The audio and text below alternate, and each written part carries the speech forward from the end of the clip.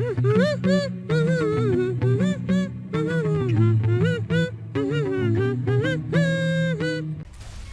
review day, I think we're going to review the Spy class in Team Fortress 2.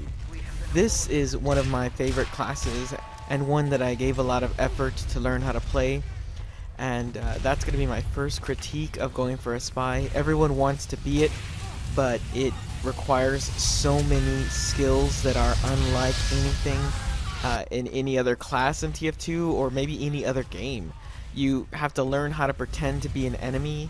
You have to learn how to backstab, which there's a lot of tricks involved in landing that backstab. The space stabs, stair stabs, jump stabs. There's a lot to that, and when and how to stealth and be aggressive.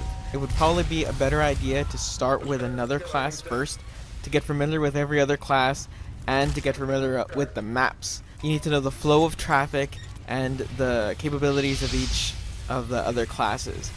If you don't know how to use everyone, you don't know the tendencies that they would have.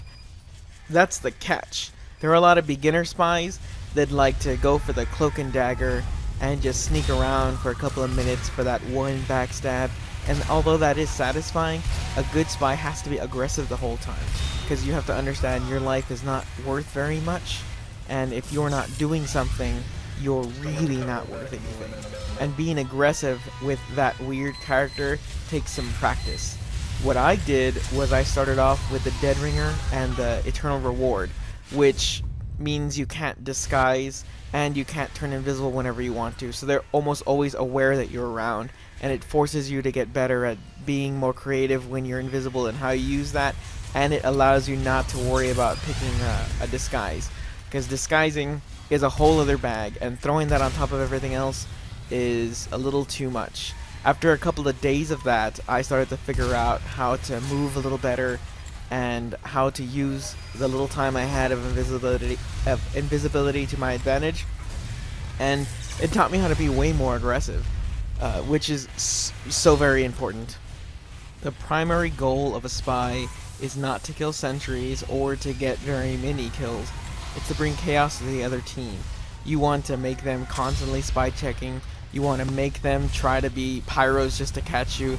You want to force them to be afraid and to check twice and to be never sure when you're actually gone, when they actually killed you or not. And when you do that, you're doing your job very well.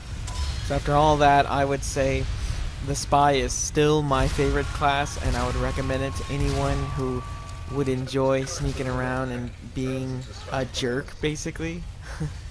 But you are very dependent on the enemy team. If they're good, you're going to have a hard time. If they're no good, you're going to be able to do whatever the crap you want. So I can't say it's the best class, but it is so much fun, and the items give you a good variety of things you can try. Well, that's it for today. I'll see you guys on Monday.